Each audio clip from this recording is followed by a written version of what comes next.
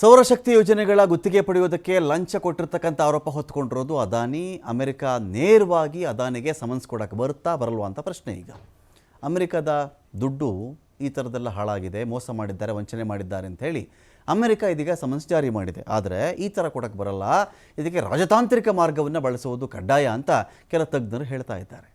ಇದಕ್ಕೆ ಸರ್ಕಾರದ ಅನುಮತಿ ತಗೊಂಡು ಬರಬೇಕು ಅಂತ. ಸರ್ಕಾರ ಅದಾನಿನ ಬಂದು ಅರೆಸ್ಟ್ ಮಾಡ್ಕೊಂಡು ಹೋಗ್ಬಿಡಿ ಅಂತ ಅನುಮತಿ ಕೊಡುತ್ತಾ, ಅಥವಾ ಅದಾನಿ ವಿಚಾರಣೆ ಒಳಪಡಬೇಕು ಅಂತ ಸರ್ಕಾರ ಹೇಳುತ್ತಾ ಬಿಡುತ್ತಾ ಗೊತ್ತಿಲ್ಲ.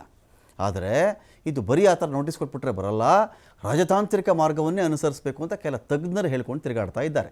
ಶಿಷ್ಟಾಚಾರದ ಪ್ರಕಾರ ಅಮೆರಿಕದಲ್ಲಿರುವ ಭಾರತೀಯ ರಾಯಭಾರ ಕಚೇರಿಗೆ ಮಾಹಿತಿ ಕೊಡಬೇಕು, ಬಳಿಕ ರಾಜತಾಂತ್ರಿಕ ಪ್ರಕ್ರಿಯೆಗಳನ್ನು ಮುಗಿಸಬೇಕಾಗತ್ತೆ.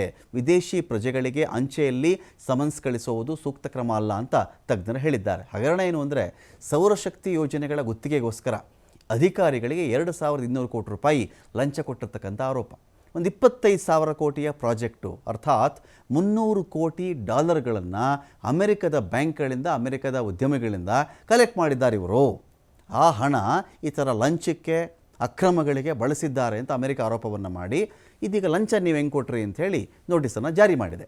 ಈ ಪ್ರಕರಣದಲ್ಲಿ ಗೌತಮ್ ಅದಾನಿ ಹಾಗೂ ಅವರ ಸೋದರಳಿಯ ಸಾಗರ್ ಅದಾನಿ ಸೇರಿದಂತೆ 8 ಮಂದಿಯ ವಿರುದ್ಧ ಕೇಸಿದೆ. 8 ಮಂದಿ ದೋಷಿಗಳು ಅಂತ ತೀರ್ಪನ್ನು ಕೊಟ್ಟು ಇವ್ರನ್ನ ಅರೆಸ್ಟ್ ಮಾಡ್ಕೊಂಡು ಬನ್ನಿ ಅಂತೇಳಿ ಅಮೆರಿಕ ಕೋರ್ಟ್ ಹೇಳಿದೆ.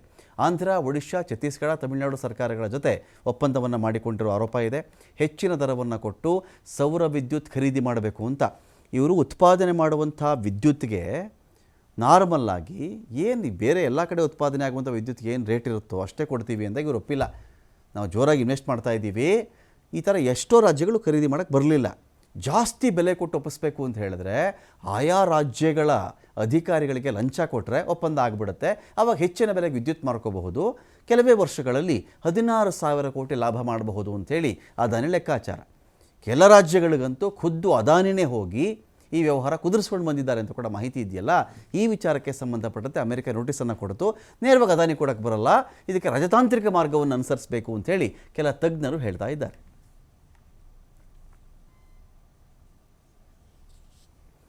ಲಂಚ ಆರೋಪದ ಬೆನ್ನಲ್ಲೇ ಅದಾನಿ ದೇಣಿಗೆ ನಿರಾಕರಿಸಿದೆ ತೆಲಂಗಾಣ. ಯಂಗ್ ಇಂಡಿಯಾ ಕೌಶಲ್ಯ ಅಭಿವೃದ್ಧಿ ವಿವಿ ಸ್ಥಾಪನೆಗೆ ದೇಣಿಗೆಯನ್ನು ಕೊಟ್ಟಿದ್ದರು.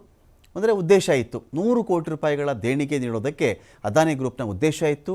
ಸ್ಕಿಲ್ ವಿವಿ ಸ್ಥಾಪನೆ ಸಂಬಂಧ ಯಾರಿಂದಲೂ ನಾವು ದೇಣಿಗೆ ಸ್ವೀಕರಿಸಿಲ್ಲ, ಹೀಗಾಗಿ ನಿಮ್ಮಿಂದಲೂ 100 ಕೋಟಿ ನಮಗೆ ಸ್ವೀಕರಿಸಲ್ಲ, ನಮಗೇನು ಬೇಕಾಗಿಲ್ಲ ಅದು ಅಂತ ಹೇಳಿ ಇದೀಗ ತೆಲಂಗಾಣ ಸರ್ಕಾರ ಹೇಳಿದೆ. ಈ ಬಗ್ಗೆ ಅದಾನಿ ಗ್ರೂಪ್ಗೆ ಪತ್ರವನ್ನು ಬರೆದಿದೆ ತೆಲಂಗಾಣ ಸರ್ಕಾರ.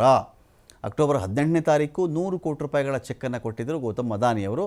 ನಮಗದು ಬೇಡ, ನಿಮ್ಮಿಂದ ನಮಗೆ ಆ ದೇಣಿಗೆ ಬೇಡ ಅಂಥೇಳಿ ತೆಲಂಗಾಣ ಸರ್ಕಾರ ಈಗ ಹೇಳಿದೆ.